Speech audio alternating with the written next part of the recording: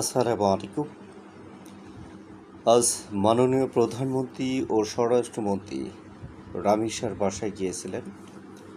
তখন রামিসার প্রতিবেশী ও এলাকাবাসী তথা বিক্ষুব্ধ জনতা কিন্তু স্বরাষ্ট্রমন্ত্রীকে কটাক্ষ করে ভুয়া করেছেন। যদিও প্রধানমন্ত্রী ছিলেন, বিষয়টি খুবই ব্যথিত।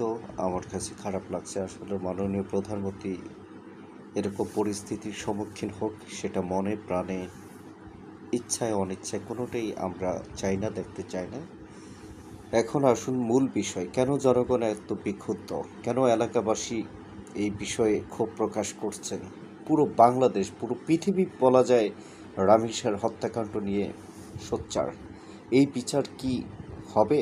দ্রুততম সময় হবে, নাকি অন্যান্য সেই আলোচিত হত্যাকাণ্ডের মতো, আলোচিত ধর্ষণের মতো 1 যুগ, 1.5 যুগ, 2 যুগ পর্যন্ত পার করবে? তো একটা বিষয় আপনাদেরকে বলতে চাই যে রসু খা সিরিয়াল কিলার, আপনারা জানেন যে 18 বছর আগে যিনি গ্রেপ্তার হয়েছিলেন, সেই রসু খাকে এই আইনের ফাঁক করে এখনো পর্যন্ত এই 18 বছরের রসু খার কোনো বিচার হয়নি।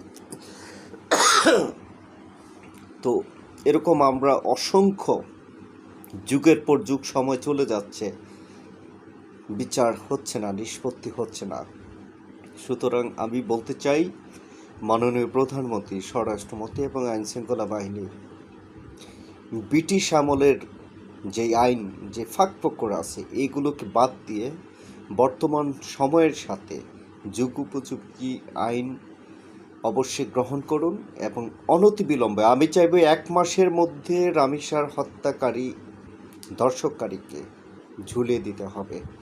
আরেকটা বিষয় বলতে চাই, রামিসার পক্ষে এখন অনেকেই বড় বড় আইনজীবীরা দাঁড়িয়ে ভাইরাল হতে চায়, হন, সমস্যা নাই। কিন্তু একটা কথা আমি বলতে চাই, রামিসার খুনি ধর্ষকের পক্ষে যদি কোনো আইনজীবী বাংলাদেশে দাঁড়ায়, সেই আইনজীবীর